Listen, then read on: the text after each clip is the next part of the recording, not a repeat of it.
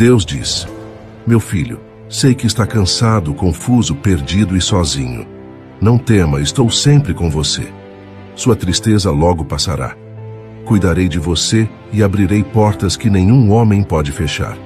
Trarei sucesso, vitória e farei sua vida prosperar. Nunca o abandonarei. Eu o amo. Lembre-se, cada desafio é uma oportunidade para aprender e crescer. Mesmo nos momentos mais sombrios, guie os seus passos e fortaleça o seu coração.